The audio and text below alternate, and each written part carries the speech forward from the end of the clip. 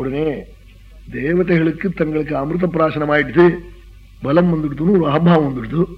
ராஜ்யம் கையில வந்த உடனே அப்படிலாம் ஏறி போடுமோ இல்லையோ, ஓட்டு போட கூப்பிடுற போது என்ன சொல்லுவோம் தெரியுமா?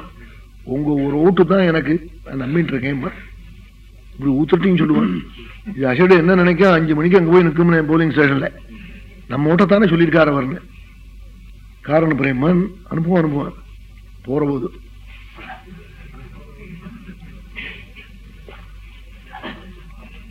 அப்புறம் திரும்பி வரவும் இவன் காரு கேட்பான், ஒரு நாளைக்கு நடக்க மாட்டேறோன்னு கேட்பான். அந்த ஆளா இப்படி பேசலாம்னு தோணும்னே ஓட்டு போட்டதுக்கு அப்புறம்.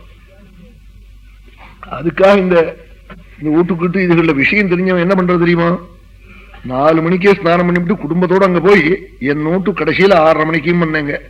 ஏன்னா அது மட்டும் பிராத்தராகாரம், மத்தியான ஆகாரம், தித்தியாவர்த்தி, திருத்தியாவர்த்தி, அந்த வழி புரிஞ்ச பயலாம் அப்படி பண்ணுவோன்னு. அசடா இருந்தா ஓட்டு போட்டதுக்கு அப்புறம் டிஃபன் பண்றீங்க, அப்புறம் உனக்கு டிஃபன் கொடுக்கணும் உள்ள அழிச்சுன்னு போய் நீ முன்னாடி என்ன எல்லாத்தையும் தீர்த்து பண்ணோம். அந்த வழி புரிஞ்ச பயங்கள்லாம் அப்படித்தான் பண்றான்னு, குடும்பத்தோட போயிடுறாங்க. ஓட்டு இல்லாத வேலையை அழிச்சுட்டு போறான்னு. என்னமோ நடக்கட்டமே, ஆகாரம் இல்லவனா போடுவானாவா, அதுக்காக போய் அன்னைக்கு முழுக்க இவனுக்கு அங்கதான் ஒரு 5-6 நாளைக்கு அப்புறம் ஆகாரம் தேவையில்லாம பண்ணி வந்துடுவார்.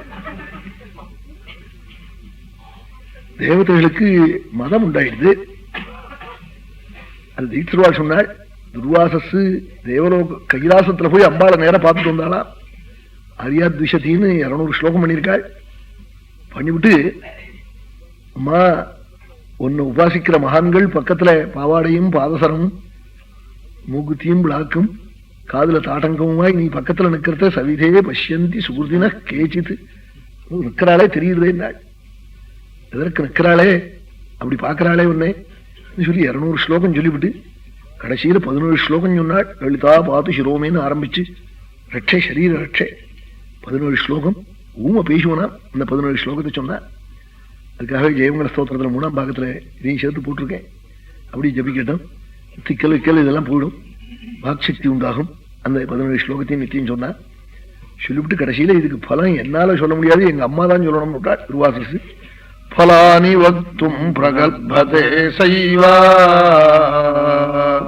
எங்க அம்மாதான் பலம் சொல்லணும்னு விட்டாள்.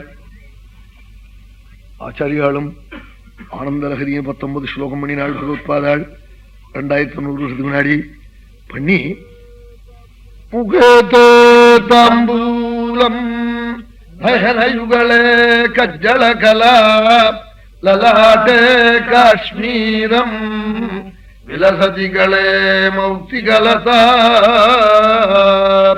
சுரத் காஞ்சி ஷாடி புதுகடி தட்டே ஹாடகமயி பஜாமி த்வாம் கௌரீம் நகபதி கிஷோரீம் அவிரதம். அம்மா அனவரதம், கண்ணை திறந்தா உள்ள நிற்கணும், வெளியில நிற்கணும், கண்ணை மூடினா உள்ள நிற்கணும். எப்படி நிற்கணும் தெரியுமா? அப்படி சத்ரு சம்ஹாரம் பண்ணி ரத்தத்தை ஒழுக விட்டு நிற்கப்படாது. வாக்குல தாம்பூலம், நெத்தியில காஷ்மீர் குங்குமம், கண்ணுல மை, கழுத்துல முக்தாகாரம், இடுப்புல பொன்னாடே, ஸ்வர்ண காஞ்சி, ரத்ன கங்கணம், மங்களச்சரணம், உருக்கி வார்த்த தங்கம் போன்ற சரீரம், பர்வராஜகுமாரி, பரமேஸ்வர பத்னி, ஸ்கந்த மாதா, தீர்க்க சுமங்கல்யம். அப்படி இதுல கணக்கணம் நாளாம் ஆச்சாரியாள்.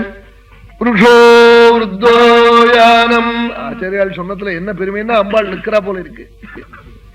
புருஷோ விருத்தோயானம், பெரும்பைய பேச்சுக்கு என்ன பெருமை இருக்கு? அதுக்கு ஒன்றும் பிரயோஜனம் இல்லை. அவ விரும்பின அம்பாள் உள்ள பார்த்தவாள், அதனால சொன்னா என்னமோ அம்பாள் உருவத்தோட நேரம் நிற்கிறா போல தோன்றது. புருஷோ விருத்தோயானம் விஷமசனமாசா நிவசனம் ஸ்மசானம் கிரீடாபூ ஜகனிவஹோ பூஷண விதி. அம்மா உங்க ஆத்துக்காரருக்கு வாகனம் கழக்காலமாடு, அவருக்கு ஆகாரமோ விஷம், அவருக்கு வஸ்திரமோதிக்கு, அவர் விளையாடுறடமோங்கியோரிடம், அவருக்கு ஆபரண வரிசையோ பாம்பு. நான் என்னமோ உங்க ஆத்துக்காரரை தூஷிச்சேன்னு நினைக்காதே. இது சின்ன குழந்தையிலிருந்து சன்னியாசி பர்யந்தம் சமக்ரா சாமக்ரி ஜகதி விதிதைவ ஸ்மரரிபா. அதுக்கு நல்லா இருக்கிற மன்மதனை கண்டா பிடிக்கல. இப்படி இப்படி வந்து காளமாடு வாகனம்னும் விஷம் ஆகாரம் என்றும் திக்கு வஸ்திரம் என்றும் விளையாடுறடம் எதோடம் என்றும் பாம்பு வருகைகள் ஆபரணம் என்றும் இது உலகம் முழுக்க சின்ன குழந்தையிலிருந்து பெரியவாள் வரியந்தம் தெரியும் வாத்துக்காரருக்கு இருக்கிற வரிசை. அப்படிப்பட்ட பரமேஸ்வரனுக்கு அனிமாதி சித்தி கையை கட்டிட்டு நிற்கிறது.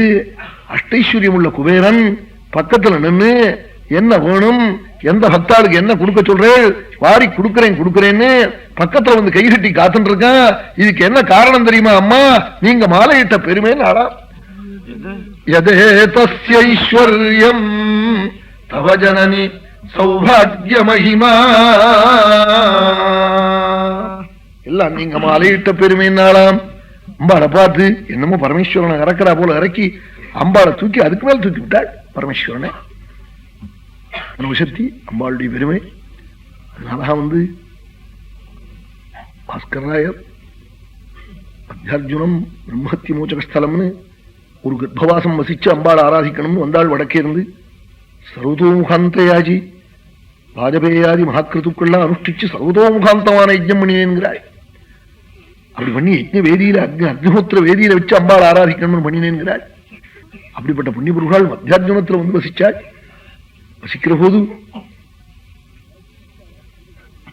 ஒரு நாளைக்கு நினைச்சாலாம் பூஜை பண்ற போது பத்னிக்கு தங்க நகையும் ரத்னாபரணமும் பண்ணி போட்டிருக்கோமே, அம்பாளுக்கு தங்கத்துல வந்து பீடமும் தாராபாத்திரமும் தீர்த்த வேதியும் வச்சுக்க வேண்டாமான்னு தோணித்துதான். பக்கத்தாத்துல இவர் பூஜை பண்ணிட்டு இருக்கிற பக்கத்தாத்துல ஒரு பிரபு வட்டிக்கு கொடுக்கிறவனவர் ஒரு 10,000 ரூபாய் கொடுன்னு நான் எங்க ஊர்ல பூமி இமி கிரகம் இருக்கு அதெல்லாம் வித்து கொண்டு கொடுத்து விடுறேன். இன்னமும் அம்பாளை உபாசிக்கிறாரேன்னு நம்பி கொடுத்துட்டார். பத்திரத்தை எழுதி வாங்கிட்டு சொல்ப வட்டிக்கு கொடுத்து இவர் வந்து தங்கத்துல எல்லாம் பண்ணி வச்சுன்னு பூஜை நடக்கிறது. 3 வருஷமாச்சு இவர் வட்டியும் கொடுக்கல கடனும் கொண்டு வரல. தை வெள்ளிக்கிழமை பூஜைக்கு உட்காந்துருக்கார். இவர் பத்னியை வடக்க அனுப்பிச்சிருக்காள். காலாவதி ஆயிட ஒரு இதுக்குள்ள போய் நீ போய் ஊர்ல இருக்கிறத வித்து எடுத்துன்னு வான்னு சொல்லி அவ வரப்பிட்டு போய் 2 மாசம் ஆறுது. 6 மாசமாகும் அந்த ஊருக்கு போய் சேர நடந்து திரும்பி வரத்துக்கு 6 மாசம் ஆகும். கொண்டு கொடுத்து விடலாம் பத்திரம் காலாவதியா போனா கூட ஒரு பொறுத்து பொருன்னு நினைச்சு விட்டார். அவ வரப்பிட்டு போய் 2 மாசம் ஆச்சு. தை வெள்ளிக்கிழமை இவரே நிவேதனம் வச்சுக்கிண்டு அம்பாளை பூஜை பண்ணிட்டு இருக்காள். ஸ்ரீசக்கரத்துல மேரூல அர்ச்சனை பண்ணிட்டு இருக்காள். ஓம் அபர்ணாயை நமஹ. இந்த அர்ச்சனை சொல்றாளா புஷ்பத்தையும் குங்குமத்தையும் கையில் எடுத்துட்டு. அவன் அபர்ணான்னா பக்தாவுடைய கடனை நீக்கினவள்னு அர்த்தம். அபகதம் ரணம் பக்தானாம் ஏயாசா, பக்தாவுடைய கடனை போக்கினவள்னு அர்த்தம்.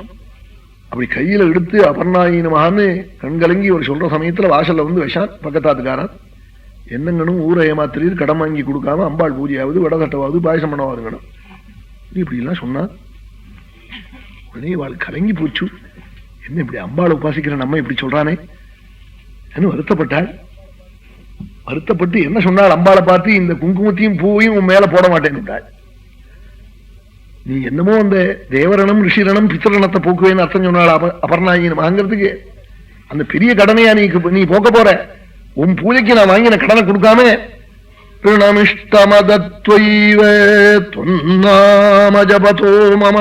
பாதி பூஜையில சொன்னாளா, உன் பூஜைக்காக நான் வாங்கின கடனை கொடுக்காம உன் நாமாவை அகோராத்திரம் சொல்லி நான் அர்ச்சனம் பண்றேன். என்ன இப்படி கடனாளியா பண்ணி வாசல்ல வந்து தை வெள்ளிக்கிழமை என்ன அவனை வைய முடியா பண்ணினியே, உனக்கு வக்கமா இல்லையா அபர்ணான்னு பேர் வச்சுட்டு இருக்கிறதுன்னு கேட்டாள். கேட்டுவிட்டு நான் போட மாட்டேன்னு சொல்லிவிட்டாள். கண்ணை மூடிக்கின்னு கண்ணுல இருந்து ஜலம் கொட்டுறது பாதி பூஜையில. அந்த கடன் கொடுத்தவனுடைய பத்னி சுமங்கலி அங்கிருந்து ஓடி வந்தாள். பத்திரத்துல வரவு வச்சு ஒண்ணு கொடுத்து நமஸ்காரம் பண்ணி எங்க ஆத்துக்காரர் அவசரப்பட்டு உங்களை கோவிச்சு விட்டாள். உங்க சம்சாரம் எல்லாத்தையும் எண்ணி கொண்டு கொடுத்துட்டாள். வட்டியோட வரவு வச்சாச்சு கிள்ளி கொடுத்துட்டாள்னு கொண்டு கொடுத்தாள். என்ன என் சம்சாரம் கொடுக்குவாதுன்னு கேட்டாள். எங்க ஆத்துல இருக்காள். எண்ணி நான் தான் வாங்கி வச்சேன். இவர் வாசல்ல வந்து வச்சுட்டு இருந்தார். அப்புறம் அவரை கூப்பிட்டு அவர்கிட்ட குடிச்சிட்டு வந்துட்டேன். மாமியா உங்க சம்சாரம் எங்க ஆத்துல இருக்கான்னு சொன்னாள். என் சம்சாரம் எனக்கு என்ன போயிருக்காள், இன்னும் ஆத்மகமையை போய் சேர்றதுக்கு சொன்னாள். இல்லை எங்க ஆத்துல இருக்காளே என்னாள். இருந்து போய் பார்க்கிறாள். பார்த்தா காணும். சம்சாரமாவது ஒண்ணும் இல்லை, வந்தா இப்பதானே இங்க இருந்தாங்கிறாள். காணும். அம்பாளே அப்படி வந்து கொடுத்துட்டு போயிருக்காள் கடனே. அப்புறம் உடனே அவர் காலில் விழுந்தார் இவர் பாஸ்கராயர். உன் பணமும் இல்லையோ, அதனால அம்பாள் உனக்கு தரிசனம் கொடுத்தா எனக்கு இன்னும் கொடுக்கலையேன்னு அவர் காலில் விழுந்து அப்படி பாஸ்கராயருடைய சரித்திரத்தை போய் சொல்லியிருக்காள். அப்படி அம்பாளை ஆராதிக்கிறவாளே அம்பாள் ரட்சிப்பள் கைவிடவே மாட்டாள். அம்மா அம்மா கீடு இன்னொருத்தர் உண்டோ? கிடையவே கிடையாது. குருவிந்த மனிஷேணி கனத்கோட்டீர மண்டிதாயை நமஹா. குருவிந்தம்னு ஒரு பத்மராக கல்லு. அந்த கல்லை நினைக்கிற குடும்பத்துல கருட புராணத்துல சொன்னாள் அஷ்டைஸ்வரியமும் விஷ்ணு பக்தியும் நிச்சய கல்யாணமும் இருக்குமா? அந்த மணியை நினைச்சா, குருவிந்தம் நினைச்சா போருமா? அந்த மணிகள் வச்சு நிரப்பின பெரிய கிரீட்டம் அம்பாள் சிரசுல இருக்கா. அந்த அம்பாளை தியானம் பண்ணினா என்ன கிடைக்கும் பார்த்துக்கோந்தாள் பாஸ்கர் ராயர். அவன் ராஜாக்கள் எல்லாம் வந்து தேடுவான். அப்படி அம்பாளை பண்ற பக்தாளுடைய வீட்டுல ஓம் சுவாசின்யை நமஹா, ஓம் சுவாசின்யர்ச்சன பிரீதாயை நமஹா. அம்பாள் சுமங்கலிகளுடைய ரூபமா இருக்காளா? அப்படி ஒட்டச்சான் புஷ்பத்தை சுமங்கலிட்ட கொடுத்தா மனுத்தீபுல போய் மாலை மாலையா விழுமாம் அம்பாள் மேலே. சுவாசினிகளை பூஜை பண்ணினா அம்பாள் திருப்தியா ஆகலாம். அது மட்டும் இல்லை அர்த்தம்னார் பாஸ்கர் ராயர். சுவாசினிகள் பூஜை பண்ணா அதுல ரொம்ப திருப்தியா. சுவாசினி கையால 2 பூவை போட்டு அப்படி ஒரு தேங்காயை உடைச்சு நைவேத்தியம் பண்ணா அம்பாள் ரொம்ப குளிர்ந்து போயிடுவான். தங்க இனத்தார் பூஜை பண்றாள்.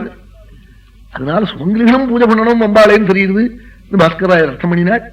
சர்வசாஸ்திர சாரங்களையும் எடுத்து குட்டிருக்காள் லலிதா சஹஸ்ரநாமத்திலே. அப்படி எல்லாம் அம்பாளை ஆராதிக்கிற தேசம். இன்னைக்கு தெய்வ வெள்ளிக்கிழமை, நல்ல மகா புண்ணிய காலம். இன்னைக்கு